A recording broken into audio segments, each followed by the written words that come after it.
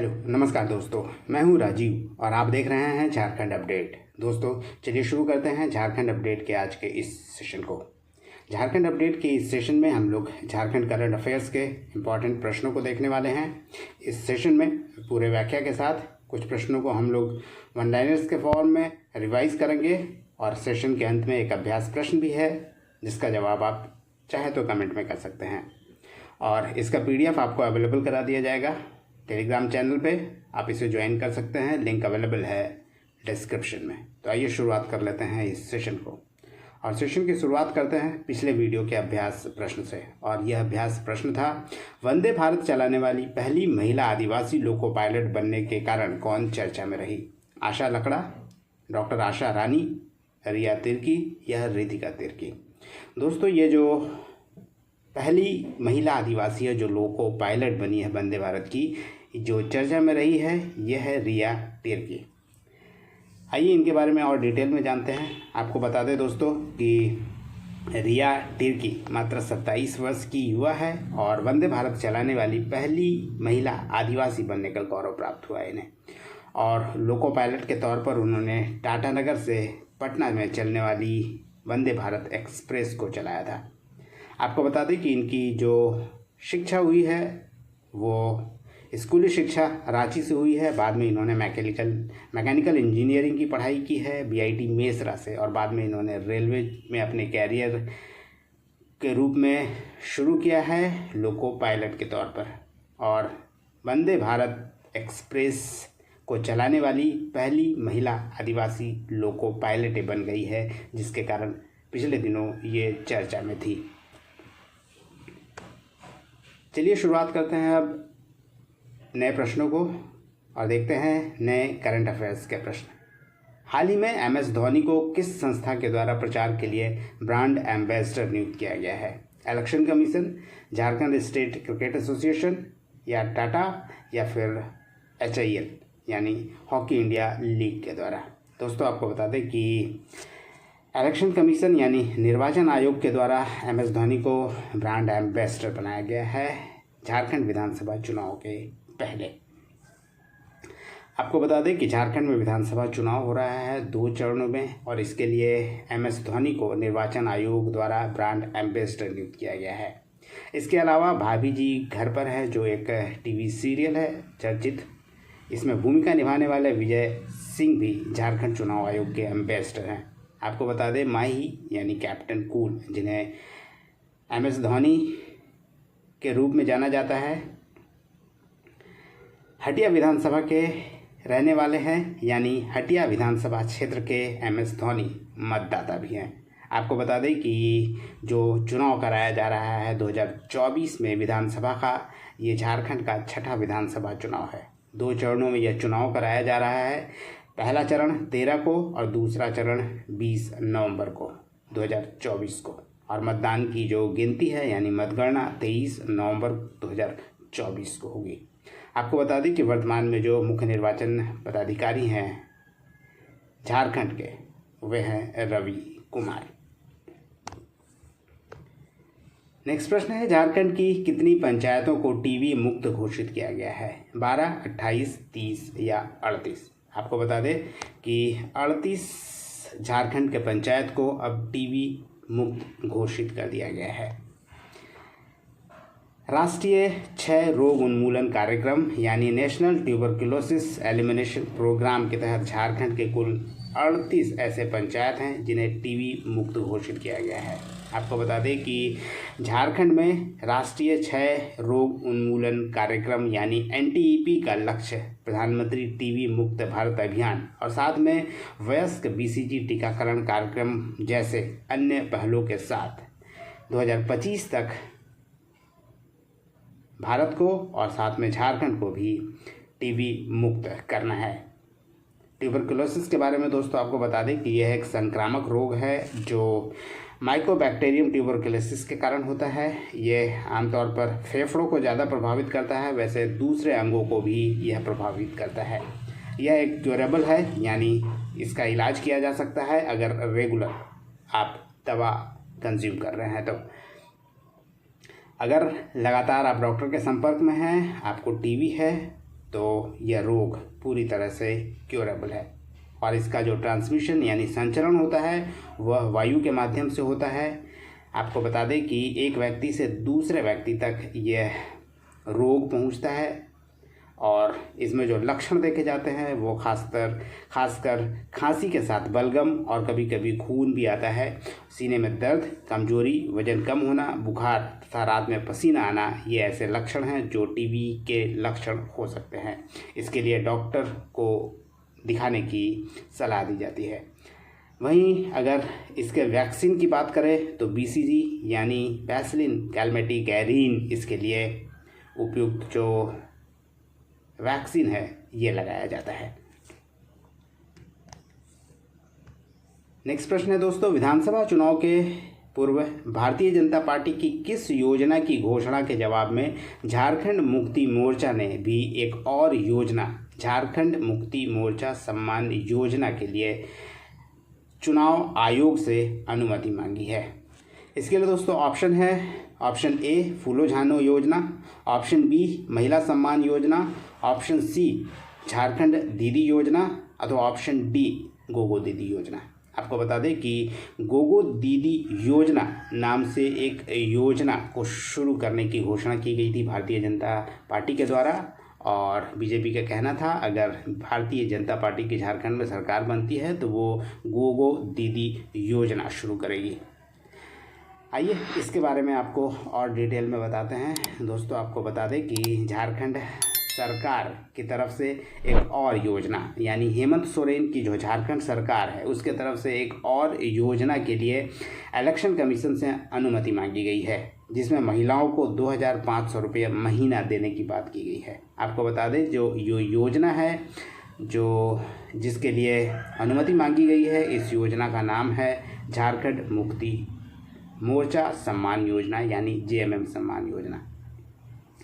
Bharatiya Janata party ने चुनाव से पूर्व गोगो दीदी योजना शुरू किए जाने की घोषणा की और भारतीय जनता पार्टी द्वारा यह घोषणा की गई कि अगर झारखंड में बीजेपी की सरकार बनती है तो वो गोगो दीदी योजना शुरू करेगी, जिसके तहत 2,100 रुपये प्रतिमाह लाभार्थी को दिया जाएगा यानी 25,200 रुपये सालाना।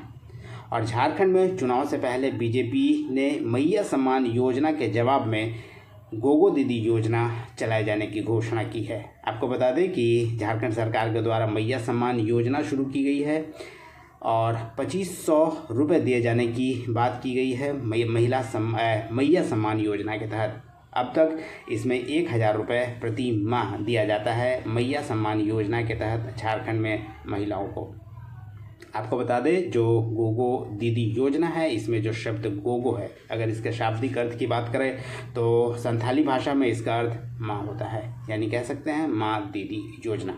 और इसके जो लाभार्थी होंगे वो झारखंड की जो गरीब परिवार की महिला और बेटी है वो होंगी, जिसके लिए उम्र सीमा जो निर्धारित किया गया है वो 18 से 60 वर्ष के बीच की महिलाओं को इसका लाभार्थी बनाया जाएगा। नेक्स्ट प्रश्न है 2024-25 में हॉकी इंडिया लीग का कौन सा संस्करण आयोजित किया जा रहा है? ऑप्शन ए चौथा, ऑप्शन बी पाँचवा, ऑप्शन सी छठा या ऑप्शन डी सातवां।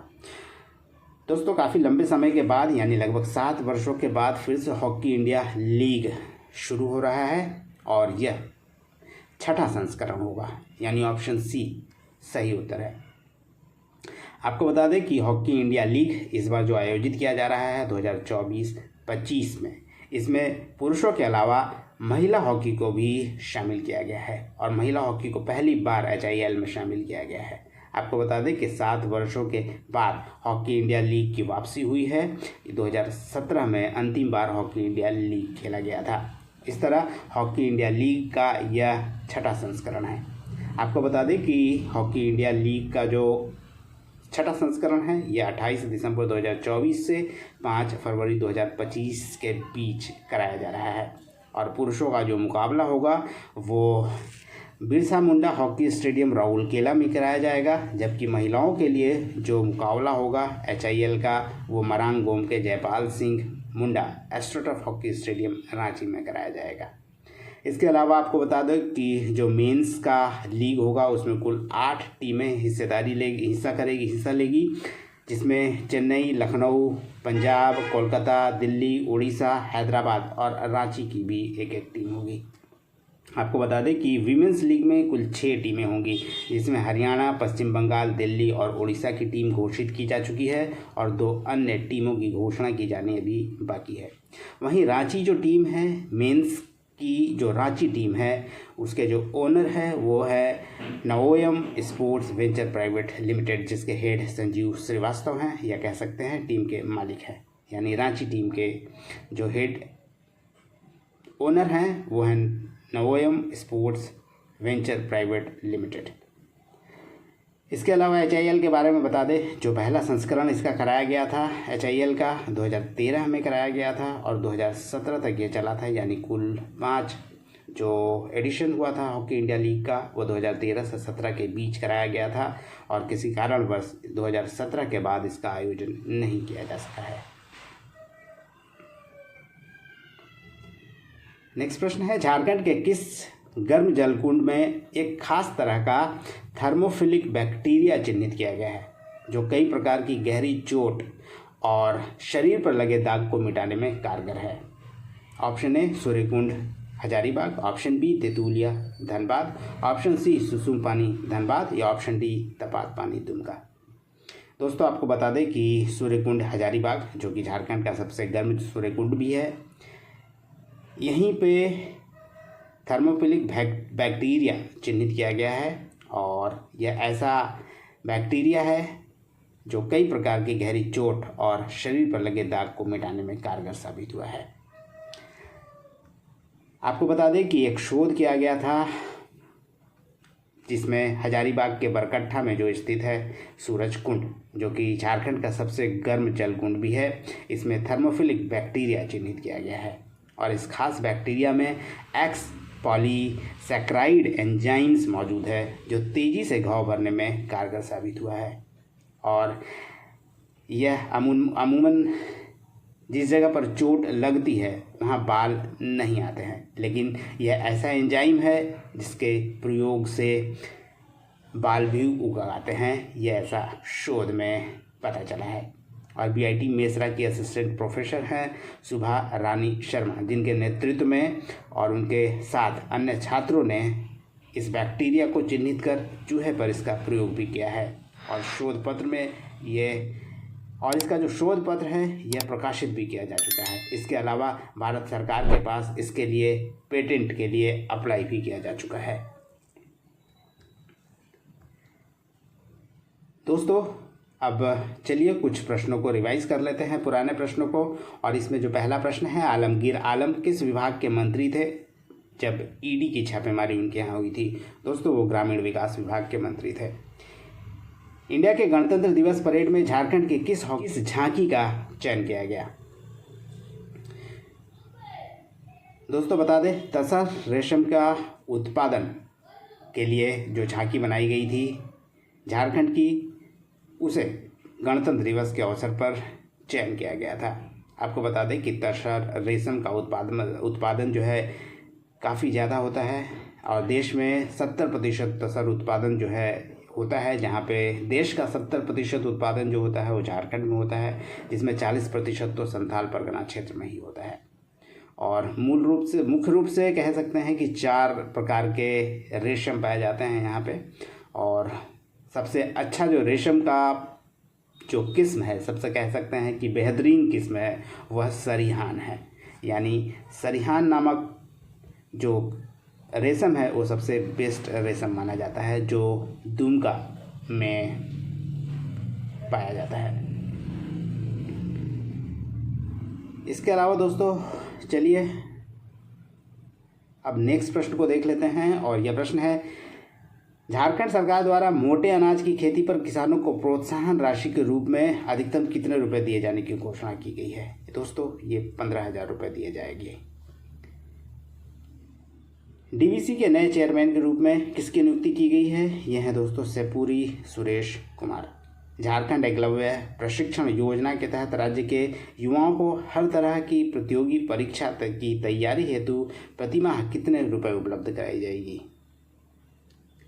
ये दोस्तों 2500 रुपये उपलब्ध कराई जाती है। आपको बता दें कि ये जो 2500 रुपये है, जो प्रतियोगी छात्र हैं जो प्रतियोगिता परीक्षा की तैयारी कर रहे हैं उन्हें दी जाती है। और 18 से 35 वर्ष की उम्र के जो छात्र हैं, जो युवा हैं, जो तैयारी कर रहे हैं, उन्हें इसका लाभ मिलता है। यूपीएससी, जेपीएससी, बैंक, रेलवे आदि की तैयारी के लिए एकलव्य प्रशिक्षण योजना के तहत 2500 रुपये प्रतिमाह दिया जाता है छात्रों को। चलिए दोस्तों आगे बढ़ते हैं और देखते हैं कुछ और प्रश्नों को।